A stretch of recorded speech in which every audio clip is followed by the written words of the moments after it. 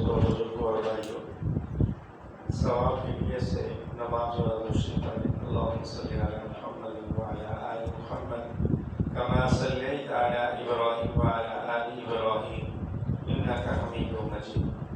اللہم بارک علی محمد وعلی آل محمد کما بارکت علی ابراہیم وعلی آل ابراہیم انک حمید مجید۔ اللهم صل على محمد افضل صلواتك اللهم صل على محمد وانزل المقعد المقرر عندك يوم القيامه اللهم صل على محمد في اول كلامنا اللهم صل على محمد في اوسط كلامنا اللهم صل على محمد في اخر كلامنا يا رب وسلم سلم دائما ابدا على حبيبك خير الخلق كلهم۔ ہر قسم کی حمد و ثنا کے بعد قرآن کریم کی ایک آیت اور ایک حدیث پاک کی تلاوت کی ہے۔ اللہ رب العزت نے قرآن کریم میں فرمایا وَأَقِیمُوا الصَّلَاةَ وَآتُوا الزَّکَاةَ وَارْکَعُوا مَعَ الرَّاکِعِینَ۔ تین حکم ارشاد فرمائے، وَأَقِیمُوا الصَّلَاةَ نماز کو قائم کرو، وَآتُوا الزَّکَاةَ اور زکوٰۃ کو ادا کرو، وَارْکَعُوا مَعَ الرَّاکِعِینَ اور رکوع کرنے والوں کے ساتھ رکوع کرو۔ مراد اس سے جماعت کے ساتھ نماز ادا کرنا ہے، اور اسی کے متعلق انشاءاللہ کچھ باتیں آپ کے ساتھ عرض کریں گے۔ اللہ کے نبی صلی اللہ علیہ وسلم نے ارشاد فرمایا صلاۃ الجماعۃ افضل من صلاۃ الفرد ب27 درجہ۔ فرمایا وہ نماز جو بندہ جماعت کے ساتھ پڑھتا ہے اس نماز سے جو بندہ اکیلا پڑھتا ہے 25 درجے زیادہ ہے۔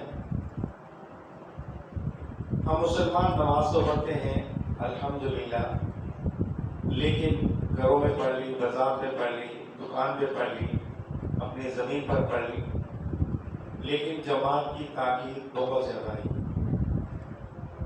اور قرآن کریم میں فرمایا وَارْکَعُوا مَعَ الرَّاکِعِینَ کہ رکوع کرنے والوں کے ساتھ رکوع کرو، مراد اس سے جماعت کے ساتھ نماز پڑھنا ہے۔ یاد رکھیں جماعت کے ساتھ نماز پڑھنا یہ واجب ہے، ضروری، بلا عذر کے جماعت نہیں چھوڑنی چاہیے، کیونکہ اللہ کے نبی صلی اللہ علیہ وسلم کے ارشادات اس پر بہت زیادہ ہیں۔ ایک حدیث میں اللہ کے نبی صلی اللہ علیہ وسلم نے ارشاد فرمایا کہ وہ نماز جو بندہ جماعت کے ساتھ پڑھتا ہے اس نماز سے جو بندہ گھر میں یا دکان پہ پڑھتا ہے وہ 25 درجات المضاعف ہوتی ہے۔ اور پھر فرمایا بات یہ ہے کہ جو بندہ وضو کرتا ہے اور وضو کو کمال درجے تک پہنچاتا ہے، پھر وہ نماز کے ارادہ سے نکلتا ہے اور اس کا کوئی اور ارادہ اس کے ساتھ شامل نہیں ہوتا، اور پھر وہ جو قدم اٹھاتا ہے ہر قدم پر ایک نیکی لکھی جاتی ہے اور ایک اس کا گناہ مٹایا جاتا ہے۔ پھر فرمایا کہ جو بندہ نماز پڑھنے کے بعد اپنی جگہ پر بیٹھا رہتا ہے اور جب تک وہ باوضو رہتا ہے تو فرشتے اس کے لیے رحمت اور مغفرت کی دعا کرتے ہیں، اور فرمایا جب تک بندہ نماز کے انتظار میں رہتا ہے تو وہ نماز کا ثواب پاتا رہتا ہے۔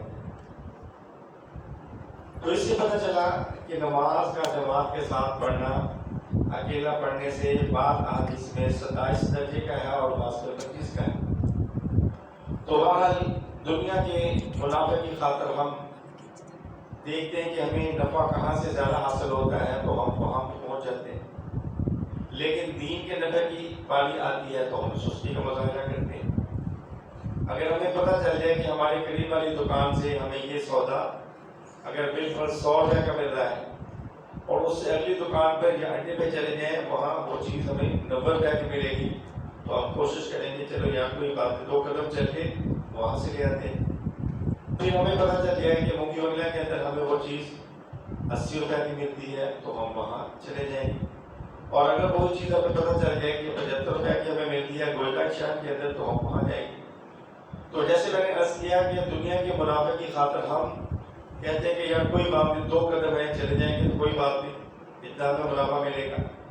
ادھر اللہ کے نبی صلی اللہ علیہ وسلم فرما رہے ہیں کہ جو بندہ اکیلا نماز پڑھتا ہے اور جو جماعت کے ساتھ پڑھتا ہے جماعت والی نماز اس کو 25 یا 27 درجے زیادہ اس کا ثواب اس کو ملتا ہے۔ جو دنیا کے منافع کی خاطر ہم تکلیف بھی برداشت کرتے ہیں، سفر بھی کرتے ہیں، سب کچھ کرتے ہیں، نماز تو ہم نے پڑھنی ہی ہے، تو کوشش کریں کہ مسجد کے اندر جماعت کے ساتھ نماز پڑھیں۔ اس میں بڑے فائدے ہیں۔ ایک بڑا فائدہ جو علماء نے لکھا وہ یہ ہے کہ جو آدمی جماعت کی فکر کر کے مسجد کے اندر جائے گا، نماز کا فکر رکھ کر میں نے جماعت کے ساتھ نماز پڑھی، تو اس کا سب سے بڑا فائدہ یہ ہوگا کہ اس کی نماز وقت پر ادا ہو جائے گی۔ اور جو آدمی کہتا ہے کہ کوئی بات نہیں میں نے جماعت کے بعد پڑھ لینی، اب وہ بندہ جماعت کے بعد آتا ہے، مثلا 5 منٹ لیٹ ہو گیا، اگلے دن 10 منٹ لیٹ ہو گیا، اگلے دن 15 منٹ لیٹ ہو گیا، حتیٰ کہ وہ آدھا گھنٹہ اور ایک وقت ایسا آئے گا کہ اس کی نماز جو ہے وہ اصل وقت سے نکل جائے گی، پھر اس کو وہ قضا کر کے پڑھے گی۔ یہ آپ کے مشاہدے کے اندر ہے، ہمارے اندر بھی ہے، بلکہ میرے والد ماجد رحمۃ اللہ علیہ فرمایا کرتے کہ بیٹا ہمیشہ جماعت کے ساتھ تمام کوشش کر کے پڑھو، سب سے بڑا فائدہ یہ ہوگا کہ آپ کی نماز جماعت کے ساتھ پڑھی جائے گی اور آپ کی نماز پر وقت ادا ہو جائے گی۔ اگر آپ سستی کرنا شروع کر دیں گے تو پھر وقت سے بھی نکل جائے گی، قضا کرنی پڑے گی۔ تو اس لیے علماء نے لکھا کہ جماعت کا انسان فکر کر کے جب نماز کی طرف آئے گا، نماز کو جماعت کے ساتھ پڑھنے کی کوشش کرے گا، تو اس کا سب سے بڑا فائدہ یہ ہوگا کہ اس کے وقت پر نماز پڑھی جائے گی۔ تو اس کے لیے نبی صلی اللہ علیہ وسلم نے بڑا اس کا اہتمام فرمایا۔ حضرت عبداللہ بن مسعود رضی اللہ تعالیٰ عنہ بہت جلیل القدر صحابی ہیں۔ حضرت عمر رضی اللہ عنہ فرمایا کرتے تھے ہم یہ سمجھتے تھے کہ یہ آپ کے گھر کے فرد ہیں، یعنی اتنا آپ صلی اللہ علیہ وسلم کے گھر میں آنا جانا، اللہ نے آپ کو بڑا علم سے نوازا۔ حضرت عمر رضی اللہ تعالیٰ نے اپنے دور خلافت میں آپ کو کوفہ کے اندر منتقل کیا، فرمایا کہ اگر آپ کے علم کو دیکھو تو مدینے میں مجھے ضرورت ہے، لیکن میں نے کوفہ نیا شہر آباد کیا ہے، لہذا میں چاہتا ہوں کہ آپ وہاں جائیں تاکہ اللہ کے نبی صلی اللہ علیہ وسلم کا دین وہاں پر بھی پھیلے۔ تو بہرحال اللہ تبارک و تعالیٰ نے حضرت عبداللہ بن مسعود رضی اللہ تعالیٰ کو بڑا علم عطا فرمایا۔ وہ فرماتے ہیں کہ اگر بندہ یہ چاہتا ہے کہ کل قیامت کے دن اللہ رب العزت کے دربار میں مسلمان بن کر حاضر ہوں، تو آپ نے فرمایا پھر اس کو چاہیے کہ وہ اپنی نمازوں کو ادا کرنے کا اہتمام ایسی جگہ پر کرے جہاں اذان ہوتی، مراد اس سے مسجد ہے۔ تو فرمایا کہ اللہ جل شانہ نے تمہارے نبی علیہ السلام پر بہت ساری سنتیں ایسی جاری فرمائی ہیں جو سراسر ہدایت ہیں۔ پھر آپ نے فرمایا انہی سنتوں میں سے ایک سنت یہ ہے کہ مردوں کے لیے مسجد میں جا کر جماعت کے ساتھ نماز پڑھنا ہے، اور اسی طرح فرمایا کہ اگر تم لوگ گھروں کے اندر نماز پڑھنے لگو، جیسے کہ فلاں شخص گھر کے اندر نماز پڑھتا ہے، یا آپ نے اس آدمی کا نام لے لیا، تو اگر ایسی بات کوئی بتانے پڑے تو نام نہ لیں، اگر نام لیں گے تو یہ غیبت اور چغلی بن جاتی ہے۔ تو آپ نے فرمایا جیسے فلاں بندہ گھر کے اندر نماز پڑھتا ہے، تو پھر آپ نے فرمایا یاد رکھو تم نے اللہ کے نبی صلی اللہ علیہ وسلم کی سنت کو چھوڑ دیا، اور جو شخص اللہ کے نبی صلی اللہ علیہ وسلم کی سنت کو چھوڑتا ہے وہ گمراہ ہو جاتا ہے۔ پھر آپ نے فرمایا ایک آدمی جو اچھی طرح وضو کرتا ہے اور پھر وہ مسجد کے لیے یعنی جماعت کے ساتھ نماز پڑھنے کے لیے اپنے گھر سے نکلتا ہے، تو اس کے ہر قدم پر ایک نیکی لکھی جاتی ہے اور ایک گناہ مٹا دیا جاتا ہے۔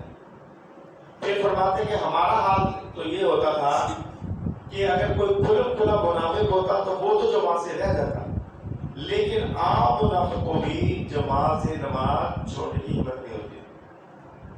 اور فرمایا یا تو کوئی بیمار ہوتا، اگر کوئی آدمی 2 آدمیوں کے سہارے سے مسجد میں آ سکتا تھا تو اس کو بھی صف میں لا کر کھڑا کر دیا جاتا۔ یعنی اس قدر جماعت کے ساتھ نماز کا اہتمام کا صحابہ کرام کرتا ہے۔ خود اللہ کے نبی صلی اللہ علیہ وسلم کا اپنا عمل بھی موجود ہے کہ جب آپ صلی اللہ علیہ وسلم مرض الوفات کے اندر آپ بیماری کے اندر مبتلا تھے، بار بار آپ کو غشی آ رہی ہے، آپ وضو کے لیے پانی طلب فرما رہے ہیں تو پھر غشی آ گئی، پھر پانی طلب فرمایا، پھر غشی آ گئی، حتیٰ کہ پھر آپ نے وضو فرمایا.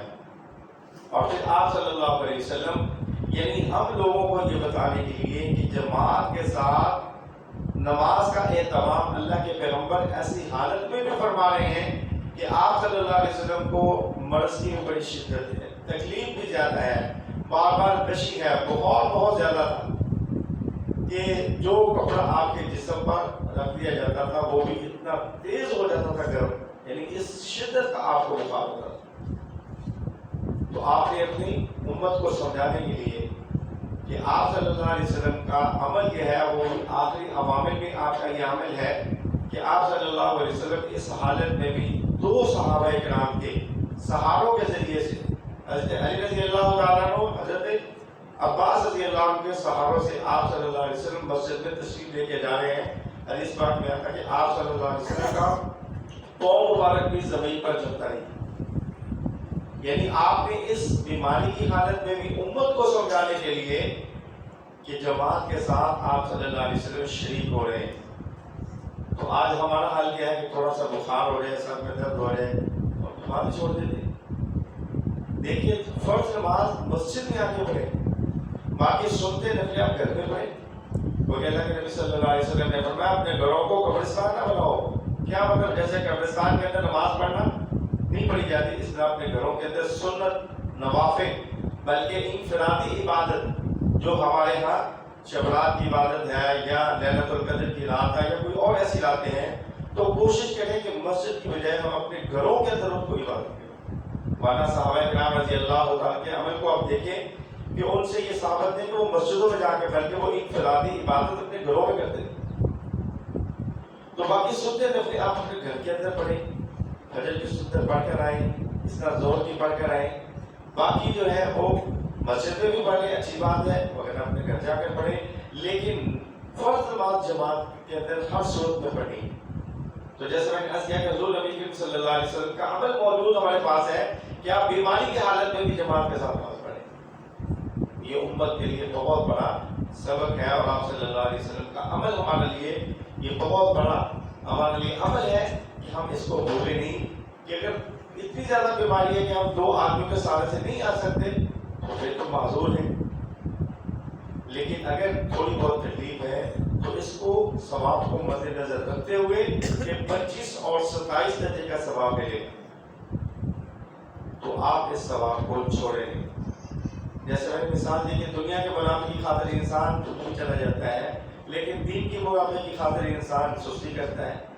تو گھر سے چلیں گے تو ہر قدم پر ایک نیکی بھی ہے اور ایک گناہ بھی معاف ہوتا جا رہا ہے. صحابہ رضی اللہ عنہ اجمعین جب گھروں سے چلتے تھے وہ اپنے پاؤں چھوٹے چھوٹے رکھتے تھے تاکہ ہمارے جتنے زیادہ پاؤں ہوں گے اتنی نیکی زیادہ ہوں گی، اتنے گناہ معاف ہوں گے. بلکہ بنو سلمہ کا ایک قبیلہ تھا جو مدینہ کے اندر تھا، ان کا گھر جو ہے وہ مسجد نبی سے دور تھا. انہوں نے ارادہ کیا کہ مسجد نبی کے قریب ہم کو پلاٹ لے لیں، جگہ لے لیں، مکان بنا لیں. تو آپ صلی اللہ علیہ وسلم کو منع فرمایا کہ آپ دور سے آتے ہیں تو آپ کی نیکی بھی زیادہ ہے.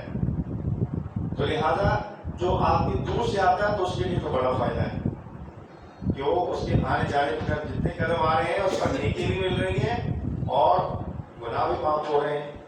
اور یاد رکھیں جماعت کے ساتھ جو ثواب ملے گا وہ الگ ہے 25 یا 27 درجے. تو اس کو حاصل کرنے کے لیے جب انسان کو آخرت کا منافع سامنے ہوتا ہے تو پھر تھوڑی بہت تکلیفیں برداشت کرتے ہیں. کیونکہ جب ہمارے ذہن کے اندر ہوگا کہ ہم نے نماز گھر میں بھی پڑھی ہے لیکن 1 درجے کا ثواب ہے، مسجد میں جائیں گے آنے جانے کا ثواب الگ ہے، 27 درجے کا 25 درجے کا ثواب الگ ہے. تو کبھی بھی کوئی آدمی اس ثواب کو چھوڑنے کی کوشش نہیں کرے گا. تو لہذا ہماری اور آپ کی یہ کوشش اور یہ بات کرنے کا مقصد یہی ہے کہ ہم جماعت کے ساتھ نماز پڑھنے کا اہتمام رکھیں. جب ہمیں ان کی فضائل کا علم ہوگا تو انشاءاللہ یقیناً ہم جماعت کے ساتھ نماز پڑھنے کی کوشش کریں. اور دوسرے نمبر پر جماعت کے ساتھ نماز پڑھنا جیسے حدیث پاک میں آتا ہے کہ اللہ کے نبی صلی اللہ علیہ وسلم نے فرمایا 2 آدمی جماعت کے ساتھ نماز پڑھیں وہ اللہ کو زیادہ پسندیدہ ہے جو آدمی 4 الگ الگ نماز پڑھے. یعنی دو آدمی، ایک امام بن جائے ایک مقتدی، یہ دو آدمی جب نماز پڑھیں گے تو امام جو ہوگا وہ تھوڑا سا آگے ہو جائے گا، ایسے آگے نہیں کھڑا ہوگا جیسے امام آگے کھڑا ہوتا ہے، بلکہ اس آدمی کے سے تھوڑا سا آگے کھڑا ہو جائے تاکہ فرق ہو جائے کہ یہ مقتدی ہے یہ امام۔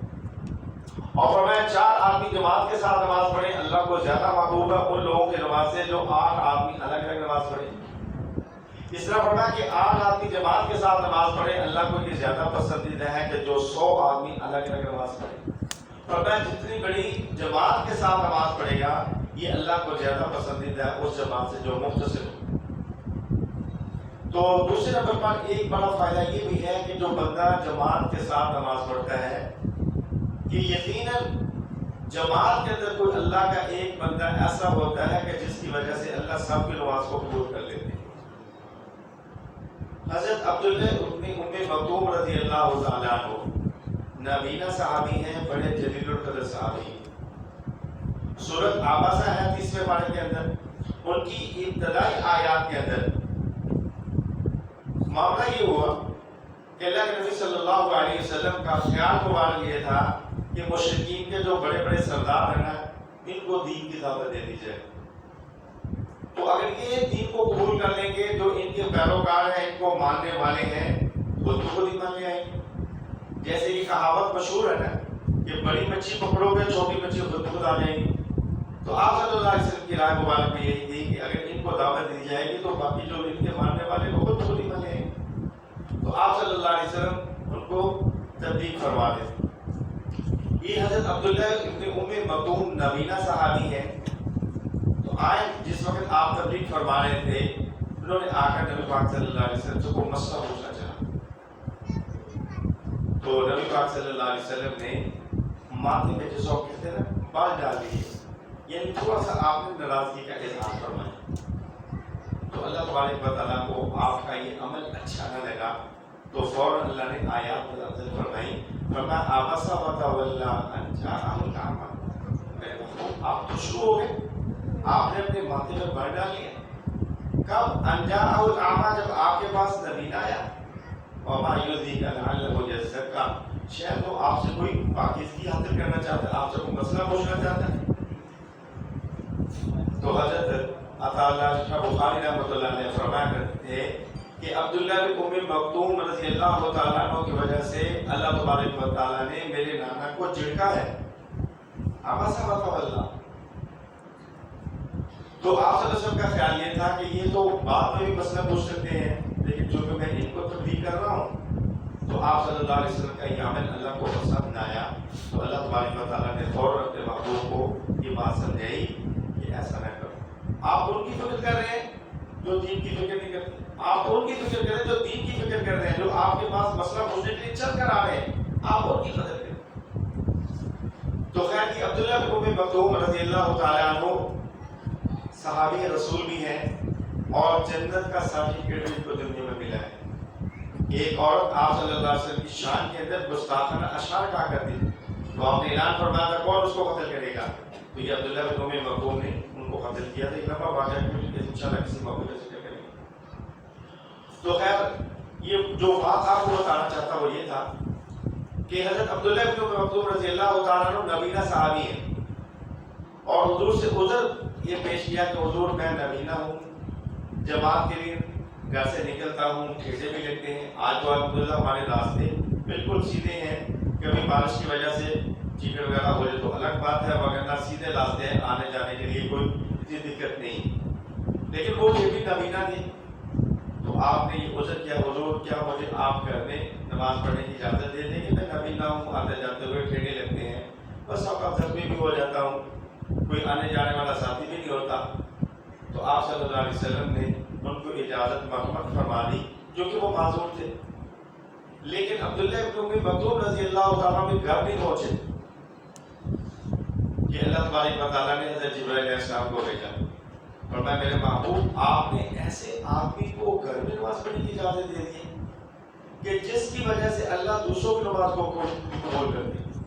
تو اس لیے میں نے عرض کیا کہ جماعت کے ساتھ نماز پڑھنے کا فائدہ یہ ہے کہ گھر کے اندر ہم پڑھیں گے شاید وہ قبول ہو، یا نہ ہو، لیکن جماعت کے ساتھ پڑھیں گے کوئی نہ کوئی بندہ اللہ کا ضرور ایسا ہوگا کہ جس کی وجہ سے ہم سب کی نماز کو قبول کریں۔ تو اس لیے نماز کے ساتھ، نماز جو ہے وہ جماعت کے ساتھ اہتمام رکھیں، فکر رکھیں، اپنے کام جو ہے وہ وقت پر نپٹائیں۔ ہر بندے کو پتا ہے کہ فجر کی نماز اتنے بجے ہوگی، ظہر کی اتنے بجے ہوگی، عصر کی اتنے بجے ہوگی، مغرب کی اتنے بجے ہوگی، عشاء اتنے بجے ہوگی۔ آپ کو ماشاءاللہ ہر مسجد کے اندر الیکٹرو گھڑیاں لگی ہوئی ہیں، وقت کا سامنے نظر آتا ہے بندے، تو بندہ اپنے کام کو ان سے پہلے ختم کرے کہ میں نے جماعت کے ساتھ نماز پڑھی۔ تو جب آپ ارادہ کریں گے انشاءاللہ اللہ آپ کو جماعت کے ساتھ نماز پڑھیں گے، کیونکہ جب بندہ نیکی کا ارادہ کرتا ہے اور اللہ سے دعا کرتا ہے تو اللہ اس بندے کو نیکی سے محروم نہیں کرتا۔ اگر آپ سفر کے اندر بھی جائیں اور یہ نیت کر کے جائیں کہ آپ نے جماعت کے ساتھ نماز پڑھی ہے تو انشاءاللہ آپ کو اللہ موقع دے کہ آپ جماعت کے ساتھ نماز پڑھیں۔ یہ پڑھ کے آپ دیکھیں تو اللہ کے نبی صلی اللہ علیہ وسلم نے فرمایا جو بندہ 40 دن تکبیر اولا کے ساتھ جماعت کے ساتھ نماز پڑھتا ہے، تکبیر اولا جب امام اللہ اکبر کہہ کر نماز شروع کرتا ہے، اس کو کہتے ہیں تکبیر اولا۔ تو فرمایا کہ جو بندہ 40 دن تک تکبیر اولا کے ساتھ نماز پڑھے گا اور اس کی کوئی نماز بھی تکبیر اولا سے نہ رہے، 40 دن پانچوں نمازیں اسی تکبیر اولا کے ساتھ جب امام پہلی تکبیر کہتا ہے اس کے ساتھ وہ شامل ہوتا ہے، تو اللہ رب العزت اسے 2 پروانے دیتے، 2 انعام دیتے۔ پہلا انعام یہ ہے کہ وہ آدمی منافق نہیں ہوگا۔ آپ منافق سمجھتے ہیں، قرآن پاک نے اس کی تشریح بیان فرمائی ہے کہ منافق یہ تھے کہ جب وہ مسلمانوں کے پاس آتے تھے کہتے تھے قالوا آمنا، ایمان لے، لیکن وَإِذَا خَلَوْا إِلَىٰ شَيَاطِینِهِمْ، جب اپنے شیطانوں اور سرداروں کے پاس جاتے تھے کہتے کہ نہیں ہم نے تو ان کے ساتھ غزا کیے، ہم تو آپ کے ساتھ تیار کیے، تو بس ہم نے بس ان کا دل رکھا ہے، اندر سے تو ہم آپ کے ساتھ ہیں۔ تو منافق ایسے آدمی کو کہتے ہیں۔ تو فرمایا پہلا انعام یہ ہوگا کہ ایسا آدمی منافق نہیں ہوگا، اور دوسرا انعام فرمایا کہ ایسا آدمی جہنم کے اندر نہیں جائے گا۔ تو جماعت کے ساتھ نماز پڑھنے کا کتنا بڑا فائدہ ہے۔ تو یاد رکھا کہ جب ہم مسجد میں آ گئے ہیں تو فوراً اگر تلاوت بھی کر رہے ہیں تو جب تکبیر ہو رہی ہے اس سے پہلے اپنے قرآن کی تلاوت کو بند کر دیں۔ یہ تکبیر اولا بہت ہونی چاہیے۔ ہم نے ایسے بزرگوں کو دیکھا ہے کہ سالوں سال ان کی تکبیر اولا بہت نہیں ہوتی۔ ایک بزرگ تھے، ان کی والدہ بہت ہو گئی اور اس جو ہے کفن دفن کے اندر وہ شریک تھے، تو اس کی وجہ سے ان کی تکبیر اولا ایک نماز کے ساتھ بہت روتے تھے کہ میری تکبیر اولا میری والدہ کے فوت ہونے کی وجہ سے نہیں ہے، ورنہ اتنے سال ہو گئے میری تکبیر اولا بہت نہیں۔ تو لہٰذا تلاوت کر لیں تو فوراً تلاوت بند کر دیں، کیونکہ تلاوت آپ بعد میں بھی کر سکتے ہیں، لیکن جو اگر تکبیر اولا بہت ہوگی تو وہ ثواب آپ کو بہت کم ہو جائے گا۔ تو کوشش کریں کہ تکبیر اولا کے ساتھ 40 دن نماز پڑھیں تو آپ کو 2 چیزیں حاصل ہوں گی، ایک تو آپ منافق نہیں ہوں گے اور دوسرا آپ کو اللہ جہنم سے آزاد کر دیں گے، جہنم میں نہیں جائیں گے۔ تو اس بات کا بھی اہتمام رکھیں اور دیکھیے اللہ تبارک و تعالیٰ بندے کو کتنا انعام دیتے ہیں۔ فرمایا بندہ وضو کر کے گھر سے چلتا ہے اور مسجد میں آ کر دیکھتا ہے کہ جماعت ہو چکی ہے اور وہ مسجد میں نماز پڑھتا ہے، فرمایا اس آدمی کو بھی جماعت کا ثواب اللہ دے گی۔ کیوں؟ اس نے کوشش کی ہے، اگرچہ جماعت نہیں ملی لیکن اس کو جماعت کا ثواب دیں گے کیونکہ یہ گھر سے ارادہ جماعت کا لے کر نکلا ہے۔ اور اسی طرح اللہ کے نبی صلی اللہ علیہ وسلم نے فرمایا، حضرت ابو درداء رضی اللہ عنہ فرماتے ہیں کہ حضور نے فرمایا کہ تم اللہ کی عبادت اس طرح کرو کہ اللہ تمہارے سامنے اور تم اس کو دیکھ رہے ہو۔ دوسرا فرمایا کہ تم اپنے آپ کو مردوں میں شمار کرو، کہ نہ تو کسی چیز کی خوشی اور نہ کسی چیز کا رنج اور غم۔ اور پھر فرمایا کہ مظلوم کی بد دعا سے بچو۔ یاد رکھیں مظلوم آدمی چاہے کافر ہو چاہے مسلمان ہو، یہ شرط نہیں کہ وہ مظلوم مسلمان ہی ہو، کافر کیوں نہ ہو، کیونکہ اللہ کے نبی صلی اللہ علیہ وسلم نے اتقی دعوۃ المظلوم فإن ليس بينه وبينه حجاب، اور میں مظلوم کی بد دعا سے بچو کیونکہ اس کی آہ اور بد دعا اور اللہ کے درمیان کوئی پردہ نہیں ہوتا، براہ راست اللہ کے پاس موجود ہے۔ اگر آپ اس کے ساتھ کوئی بھلائی نہیں کر سکتے تو آپ اس کو تکلیف نہیں کریں، ان کو تنگ بھی نہ کریں، کہیں ایسا نہ ہو اس کے دل سے جو آ نکلے براہ راست اللہ کے پاس پہنچے کہ تم اللہ کی پکڑ میں آ جاؤ. اس لیے اللہ کے نبی صلی اللہ علیہ وسلم جب کسی صحابی کو کسی جو علاقے کے اندر بھیجتے تھے وہ عہدہ دے کر وہ گورنر بنا کر، تو آپ صلی اللہ علیہ وسلم جہاں پر اور بہت ساری نصیحتیں فرماتے ان کے اندر ایک نصیحت یہ بھی ہوتی تھی کہ اتقی دعوت المظلوم، کہ مظلوم کی بددعا سے بچو. اور اس طرح فرمایا کہ اگر تمہارے اندر اتنی طاقت ہو کہ تم عشاء اور فجر کی نماز زمین پر گھسٹتے ہوئے جا کر ادا کر سکتے ہو تو اس کے اندر دلیل نہ کرو. اور حدیث پاک میں آتا ہے کہ منافق پر دو نمازیں بھاری ہیں، ایک عشاء کی اور ایک فجر. اگر ان کو پتہ چل جائے اس کے اندر کیا ثواب ہے، فرمایا وہ بھی زمین پر گھسٹ کر اس کو ثواب کو حاصل کرنے کی کوشش کرے. اور اس میں اللہ کے نبی صلی اللہ علیہ وسلم نے فرمایا 3 چیزوں کا ثواب اگر لوگوں کو پتہ چل جائے کہ اس کے اندر کتنا ثواب ہے تو فرمایا لوگ اس کے لیے لڑائی کریں اور اس کو حاصل کریں. پہلا فرمایا کہ آذان دینے کا ثواب. اب مؤذن کی بہت بڑی فضیلت حدیث پاک میں آئی تو قرآن کریم میں بھی ہے وَمَنْ أَحْسَنُ قَوْلًا مِمَّنْ دَعَا إِلَى اللَّهِ، کہ اس سے اچھی بات کس کی ہو سکتی ہے جو لوگوں کو اللہ کی طرف بلاتا ہے. تو مؤذن بھی کیا کہتا ہے اللہ اکبر، بھائی اللہ کی طرف آ جاؤ، اللہ نے بلایا. تو مؤذن جو اذان دیتا ہے فرمایا اس کا بھی بہت زیادہ ثواب ہے. اگر لوگوں کو پتہ چل جائے کہ اس کا اتنا ثواب ہے تو لوگ لڑائی کے ذریعے سے اس ثواب کو حاصل کرنے کی کوشش کریں. اور دوسرا فرمایا کہ جماعت کے ساتھ نماز پڑھنا دوپہر کے وقت، یعنی نمازوں کے لیے جماعت کے ساتھ دوپہر کے وقت جانا اگر اس کا بھی پتہ چل جائے تو آدمی لڑائی کے ذریعے اس کو حاصل کرنے کی کوشش کرے. اور تیسرا فرمایا کہ جو بندہ پہلی صف کے اندر نماز پڑھتا ہے یہ اس کو بھی پتہ چل جائے کہ اس پر کتنا ثواب ہے تو یہ بھی لڑائی کے ذریعے سے ثواب کو حاصل کرے. تو یہ 3 چیزیں. اور ایک حدیث میں اللہ کے نبی صلی اللہ علیہ وسلم نے فرمایا جو لوگ اندھیروں میں مسجدوں کو بکثرت جاتے ہیں ان کو قیامت کے دن پورے نور کی خوشخبری سنا دو کہ قیامت کے دن جو ہولناک مناظر ہیں وہاں اللہ رب العزت ان کو ایسا نور عطا فرمائیں گے کہ جن کی روشنی اس سورج سے کہیں زیادہ ہوگی. تو یہ دنیا کے اندر وہ اندھیروں میں گئے ہیں تو اللہ تبارک و تعالیٰ ان کو قیامت کے دن اس کا بدلہ روشنی کی صورت میں عطا فرمائیں گے. اس طرح اس بات میں آتا ہے کہ اللہ کے نبی صلی اللہ علیہ وسلم نے فرمایا قیامت کے دن فرشتوں سے اللہ کہے کہ میرے پڑوسی کہاں ہیں؟ فرشتے عرض کریں گے اللہ پاک آپ کے پڑوسی. فرمایا میرے پڑوسی وہ ہیں جو مسجدوں کو آباد کرنے والے. اور اس کا حدیث پاک میں آتا ہے کہ اللہ کے نبی صلی اللہ علیہ وسلم نے فرمایا کہ قیامت کے دن ہر آدمی پریشان ہوگا اور فرمایا اس وقت اللہ کی رحمت کے سوا کسی کا کوئی سایہ نہیں ہوگا. تو اس رحمت کے سائے میں 7 قسم کے لوگ ہوں گے. ان میں سے ایک آدمی وہ بھی ہوگا کہ جس کا دل مسجد میں اٹکا رہا، کہ وہ مسجد میں رہتا ہے جب کوئی ضرورت کے لیے باہر جاتا ہے تو اس کی خواہش ہوتی ہے کہ وہ جلدی دوبارہ مسجد میں آ جائے. اس پر آپ کو ایک چھوٹا سا واقعہ سناؤں کہ ایک آدمی مزدور تھا، وہ نمازی تھا، وہ کام کرتا تھا. جب نماز کا وقت ہوتا وہ اپنے مالک سے اجازت لیتا، نماز لیا جاتا. اب نماز پڑھتا، نماز پڑھنے کے بعد وہ تسبیحات کرنا شروع کر دیتا. تو چونکہ مومن جب بندہ جب مسجد میں آتا اس کا باہر جانے کو دل نہیں کرتا.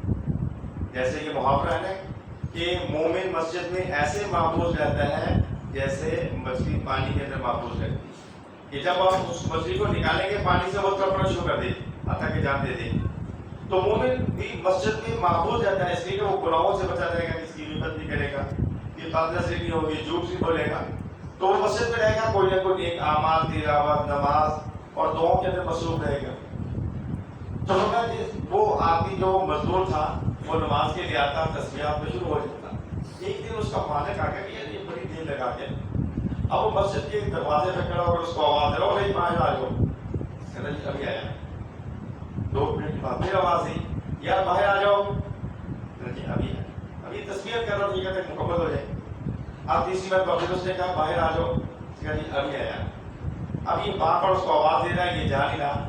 اب مالک کو غصہ آیا، کہنے لگا او تینوں کیڑی چیز باہر آن دینی؟ کہتا جڑے تینوں کے اندر آن دینی. اس لیے یہ مسجد میں آنا یہ ہمارا کمال نہیں ہے بھائی، یہ اللہ کا کمال ہے. اللہ ہمیں توفیق دے دے تو ہم مسجد میں آ رہے ہیں. ہم بھی دنیا کے اندر